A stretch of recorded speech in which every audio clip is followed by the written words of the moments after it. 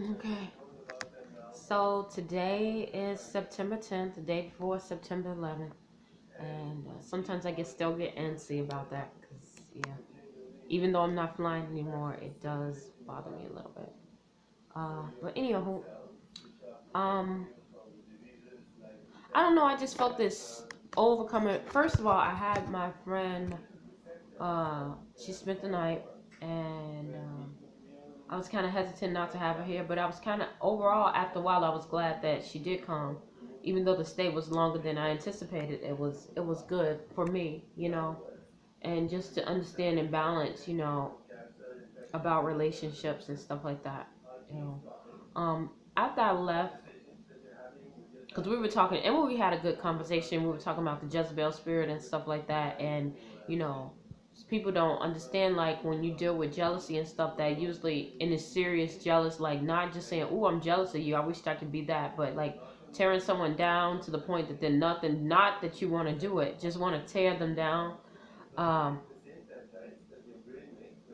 that's the Jezebel spirit, but usually those spirits they don't go by themselves, and I was talking about it like, in the Bible that says that his children are wiser than his, so the serpent's children is wiser than God's children of light, and it tells us to be wise as serpents but harmless as doves, and we was talking about that. But with the narcissist spirit, which is also the Jezebel spirit, narcissism is, yeah, that's the Jezebel spirit.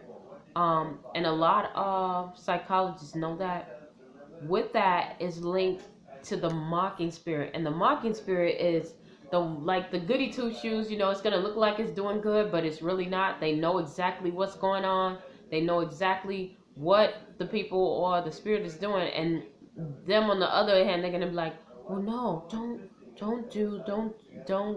let them go ahead and go do it, but you don't worry because, you know, it's gonna be okay, like don't worry about them, just let it go. And there is some people that are peacemakers that do that, but most of the time it's a mocking spirit.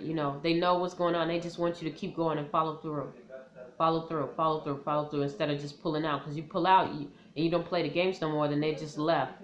They left dumb, looking stupid.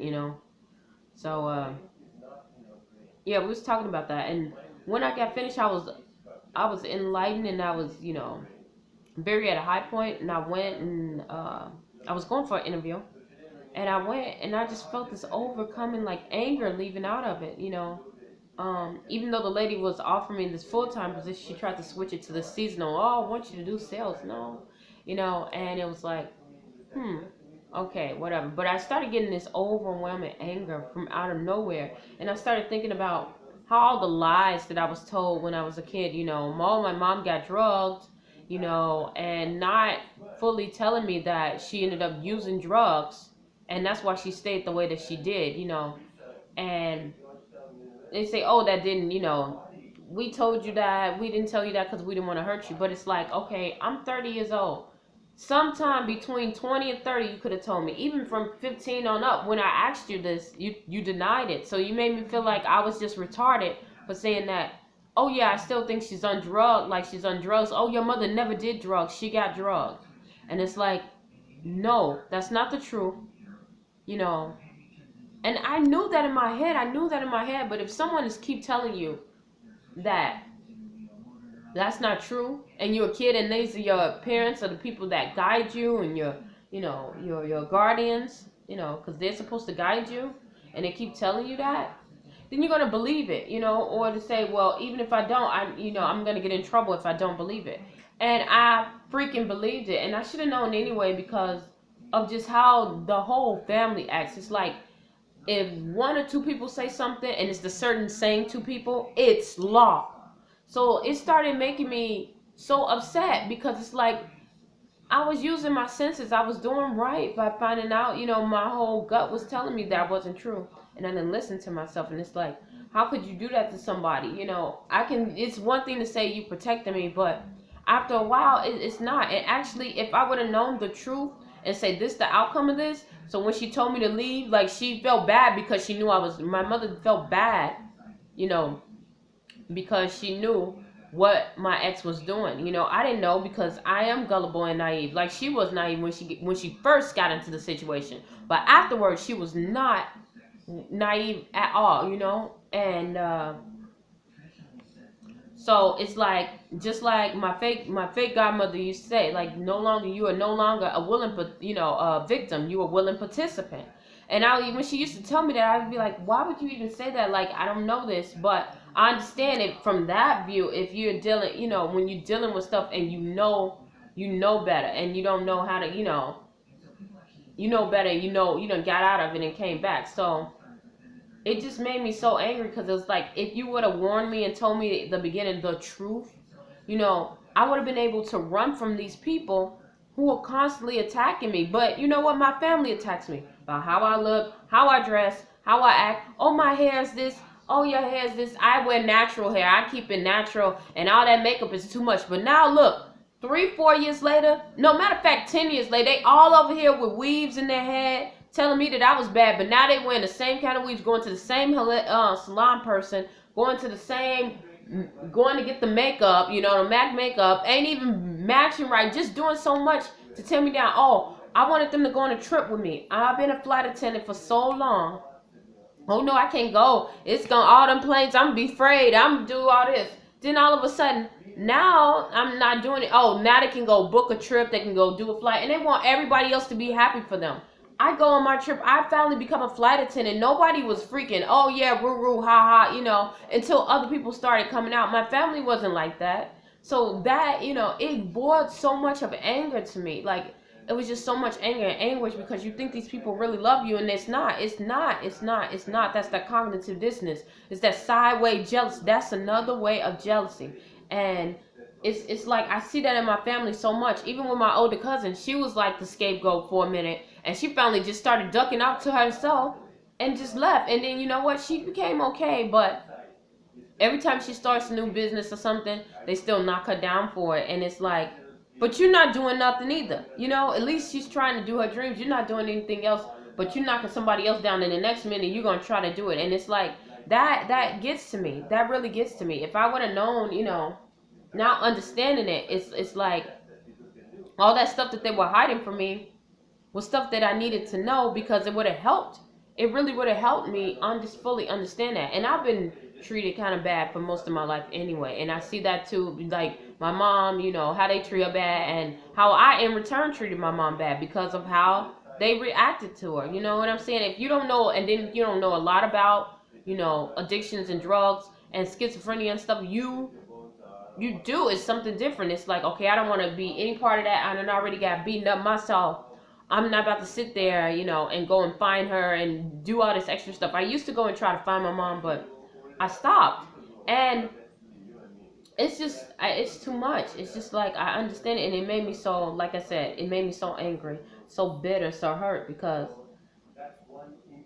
at what point were you going to tell me? And they weren't. They weren't. If my mother didn't slip up and tell me and finally get comfortable to tell me, she wouldn't have told me neither until I started going deeper and telling her how it's working with shelters and stuff. And I see from the women, and then she's telling me, oh, you wouldn't have been older. You would have been ready then.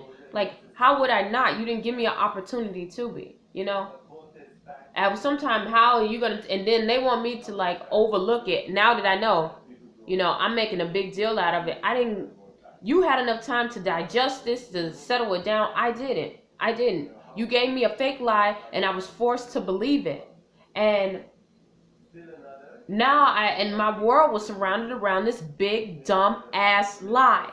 So now when I find out that the lie is a lie, of course I'm going to be upset. Now I have to restructure everything again. And it didn't have to be that way. It really didn't. But since it is, I know what to do now. Like, I have to keep myself away from people that are not willing to tell the truth, and not only that, but not willing to help me, and I look at some of my aunts, the ones that I've been raised by, were the ones that I live with, I'm going to say that, and how they treat their kids and how they treat me is very different. And I know we're all different or whatever, but they try to sweep and down. They say that they do the same, but they don't. I got my other aunt, I lived with her, and her kid was like about 4 when I was like 16. And she used to call me fat. You just gonna be fat and all this and nasty and just so trifling. And you know what? Her daughter grew up, guess what? She's heavier than I am right now. You know, I was 130, 140, like in high school, heaviest.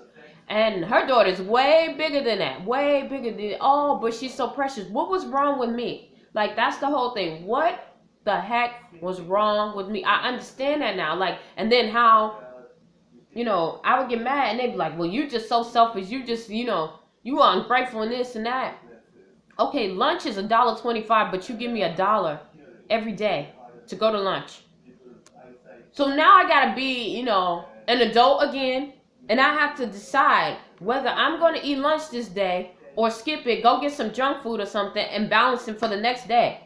You know, I can never go get lunch or something. That's why I ended up getting a job really early, you know, around 13, 14, because I didn't want to deal with that. Or they give me something. Yeah, I have, you know, my other aunt, she'll give you name brand shoes, all this. That's because in her mind, she had to do that as a kid. You know, they didn't have name brand shoes, so she felt like, you know, my kids, and I understand that, I appreciate that. However, what about the time that we're supposed to spend? We didn't have that. She was partying every freaking night. You know, all the kids started doing that. They all started drinking at a young age. All started partying and smoking at a young age. I was the only one that was sitting there taking care of other people's kids. And guess what? My mom was the same way. So when she left for college, she did the same thing that I did. I wanted to get far away as I possibly could. Just like my other cousin, her mother, well, my second cousin. My first cousin had a lot of kids like that. And her daughter was like, when I leave, I'm not coming back, you know. Even though she had her dad to support her, I didn't have that. You know, my dad was all over the place being a whoremonger too. So it's so much. It's just like, why? What was so wrong with me? What was so bad about Belle that you could not treat me with dignity and like respect like you treat all your other kids? And then their sons, their kids are rambunctious, doing all this crazy stuff. I do one little mistake and I'm the worst person in the world. The worst, you know? And it's just like, it gets me upset. I went to school, I graduated high school, some of them didn't graduate, and I'm not knocking them down for that. Don't get that for 1 second that I'm knocking them down, but I did everything you told me to do. I did everything you told me to do, and it was still wrong, you know? I won a pageant, I went to college, flew out. I'm still wrong. After all that, after being raped, after all that crazy stuff, all that. It's just like, why? And it does get me angry. I can't sit here and freaking lie and say that it doesn't. It boils me because I haven't even had a chance to grieve it and get it out because they've been covering it so long. So now I see why I have to go through this, and God is showing me this because usually when you have stuff like this, you have to show it out to the world because it's to minister to other people that they can make it. So I know my purpose now, but it was like, why did it have to come through all of this? Why? Why couldn't you just tell me and I could have been closer to my path? But, you know, everything happens for a reason, nevertheless. So, yeah, I just wanted to vent and get that off my chest. If you are hiding something from your kids and they are 20, 30, tell their asses, okay? It's one thing to protect it to see when they're young and, you know, so you don't want to have them with freaky doubts and stuff. But when they get old enough, that means you got your own issues that you need to deal with, you know? And I know they do because they still doing their old habits. So, whatever. But, yeah, on that note, I'm out.